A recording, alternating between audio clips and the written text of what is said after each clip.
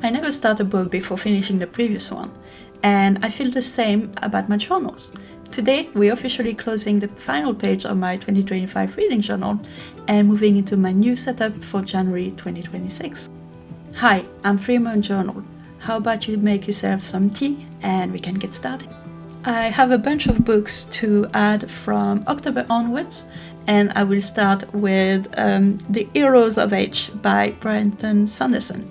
If you watch my previous reading journal update, you will know that I am not a fan at all. Which is a shame because I've heard so much good things about Sanderson and his writing, but that was not my thing at all. And The Hero of Ages was definitely the worst one of the trilogy, and I got so mad about it. I'm not going to give any spoilers about any of the books unless you want to pause and read what I've actually written, but seriously, I was so annoyed with this series and I'm so glad I'm done with them because it was painful. And you will see it really is a series of painful books this way onward. There's only 2 books I actually liked in the last 3 months of the year. Yeah, I think Hero of Ages really was the worst one of all because it was so bad. It was so disappointing. I really wanted to love those books and I just couldn't. It was character assassination from the start. It was a plot twist that didn't make any sense. It was just terrible. And you know, I know Brandon Sanderson is Mormon, but it's never been more clear than it is with this ending. Like, it reeked of Mormonism and I just couldn't stand it, especially because I am a proud atheist and this was way too much for me. And like I said, like, people have recommended me some of those books before, some of my students, some of my friends, but based on what I've read so far, I do not want to keep going there. And also, those books are way too long for what they are. So I think that will be it between Brandon Sanderson and I, and I'm more than fine with that. Which is why I give this review a very minimalist look. And so do I with the next book, which is quite a mouthful. Brace yourself for it. Miss Percy's Pocket Guide to the Care and Feeding of British Dragons by Quenby Olson. I hope I'm saying that properly. And Sam, I wanted to love this book. It had so much potential, but I think I've got a curse when it comes to books about dragons because I cannot for the life of me find any good one. So please, if you got any recommendation for a good dragon book, give it to me because the girl is yearning for good. Anyway, like I said, this one had potential, especially because it's the first time in a very long while I find the main character being in her 40s, and for like a fantasy book, it's kind of rare and I really enjoyed that. But this thing was so boring. I did not finish it at the 55% mark, 60% mark, so I read a lot of it expecting it to be good, and it doesn't get good. It's just so boring, nothing's happening, the main character is so bland and I just couldn't deal with it, so I gave up. I just gave up, which is very rare for me. I want to finish books and see if they do get better, but I could not deal with this one. It was awful, which is such a shame because the style was good, but the story itself, nah. So let's move on to something I actually liked, which was Book Lovers by Emily Henry. And this one, you can see I liked it because I put some effort into it with some of my blue paper that, I think it's origami paper, it's very thin. And also with some decorative stickers by Katrina Radden. And yeah, Book Lover was one of my very few 5-star this year because I absolutely devoured it. This is my first time reading any kind of Emily Henry book, and I've bought People We Meet on Vacation immediately, and that's going to be my first book of January before the movie actually can come out. I do not want to watch the movie before I read the book. So yeah, and I'm going to start with one of my favorite quotes from the book, which is, "I know," he said, "I can read you like a book," which is so lovely, especially because the story is between a book editor and a book agent. If I remember correctly, she's an agent at the beginning, and they do not like each other, but they are stuck together and they learn to have feelings for each other, which was so nice. It was so well written, so fun, and also it touched me personally because of the relationship that Nora had with a mother and with a sister. It just hurt me so much because I could feel that, I could understand perfectly how Nora was feeling during the book. So that really, really touched me right in my heart. Also, I've seen people on Twitter fan casting Simon Ashley and Darren Crosthwaite as the two main characters, and yes, 100%. Anyway, yeah, that was one of my favorite of the year, which is very interesting because I'm usually not really a romance book girl. I try to avoid them because sometimes they are very cringe and make me uncomfortable, I will be honest with you. Not in the smut way, more in the miscommunication and fake drama and storylines. Like, it's all the same most of the time and I'm tired of them. But this one was actually good, okay? This one I did like. So yeah, I already have the other Emily Henry books waiting for me on my Kindle, and I'm definitely going to be reading them. Especially because this one was a breeze of fresh air after Sanderson, and reading those 3 massive books, I needed something light and fun, and I bought this one on our book fair back in April, I want to say. So it's been sitting on my bookcase for a while, and I was like, I need something cool, I need something chill, which was perfect in that moment. So yeah, now I'm a Emily Henry fan, if I'm not a romance fan yet. But I'm pretty sure time will come when I find another writer that I actually enjoy reading in terms of romance. Not yet though, I'm just going to keep to what I know. And obviously that was a 5-star for this one. I think I finished it in 3 days or something like this, which is very fast for me. I'm a very slow reader, so yeah, I just devoured it.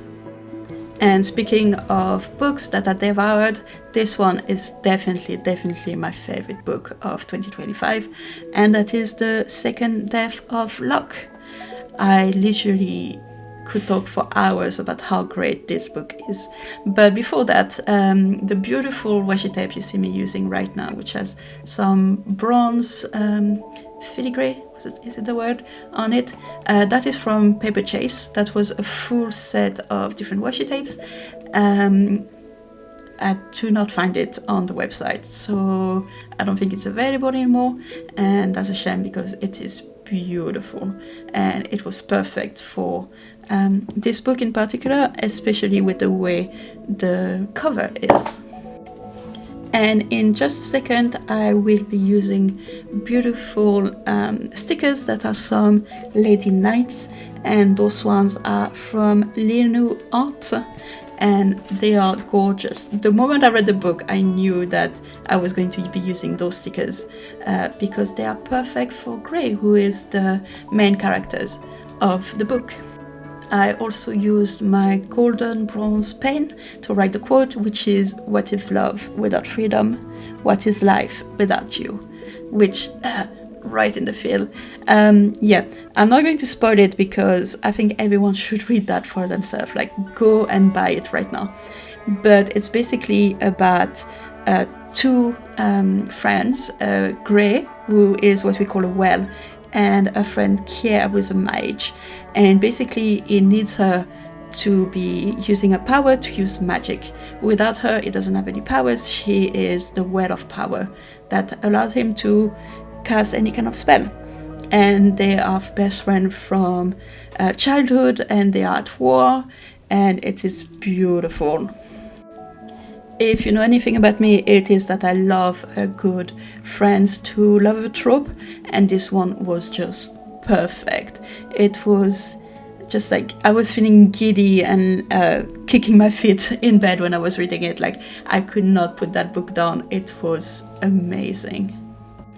And what I particularly liked about it is that you get the clues as to the plot twist, and you are able to put everything together before it happens, and you don't have the author trying to just like pull the rug under you and tell you something entirely different. Like, everything is piecing together in a way that makes sense, and in a way that is very rewarding at the end with the narrative, which I really, really like.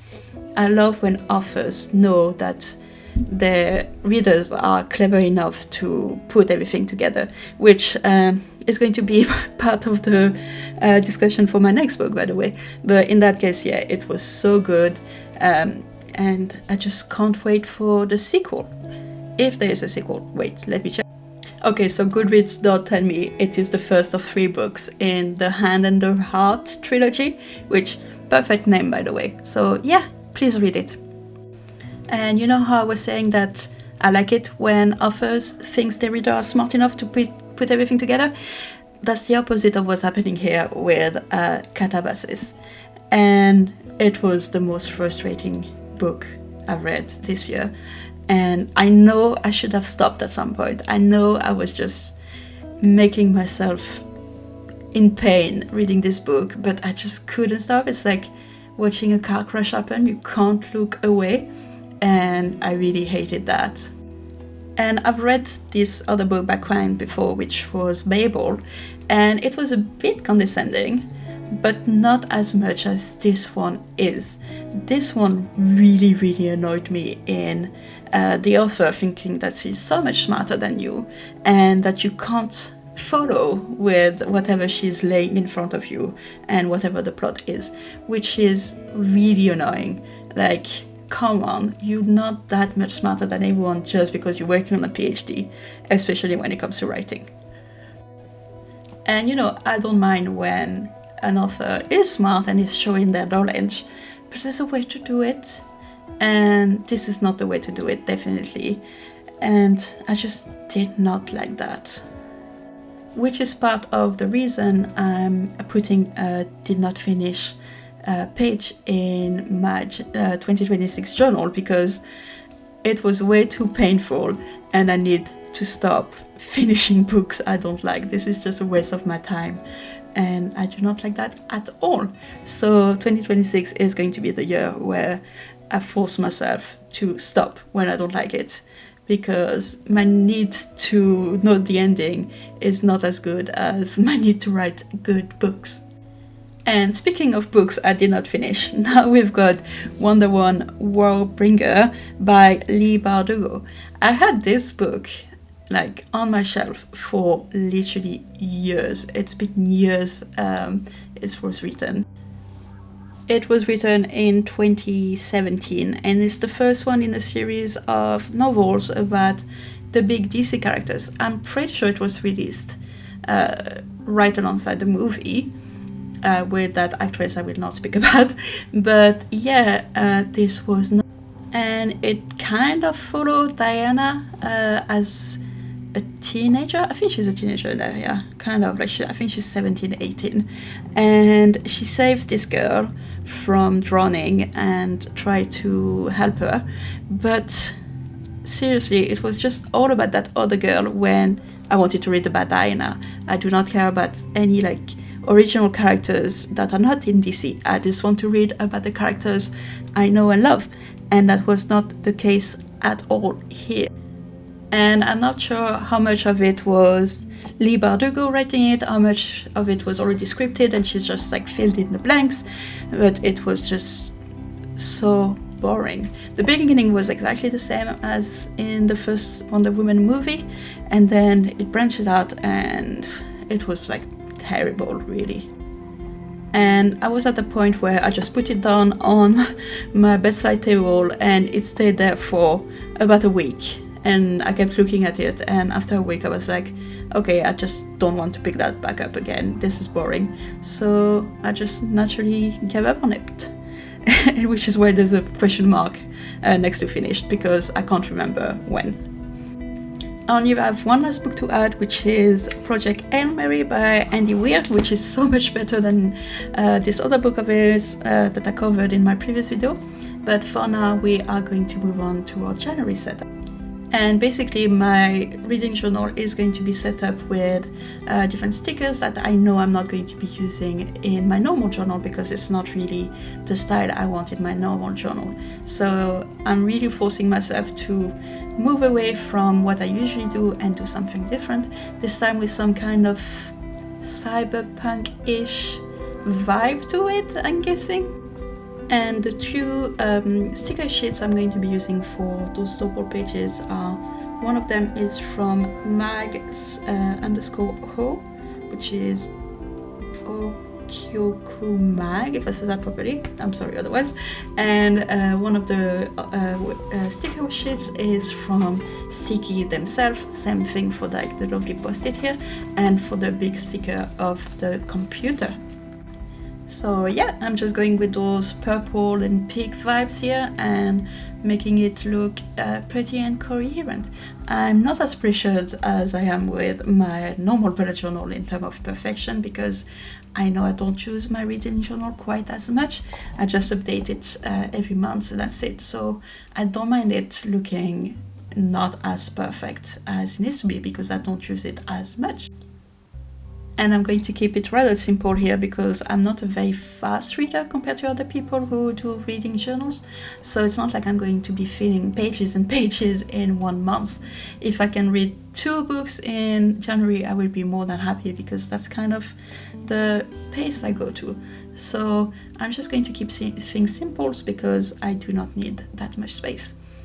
I am though going to be creating a calendar tracker for my, I'm taking inspiration from Erin Smith with that one, and I'm going to be using a teeny tiny calendar that I got, I really could not remember, basically using different colors for each book to see which days I've been reading and which books I've been reading on those days.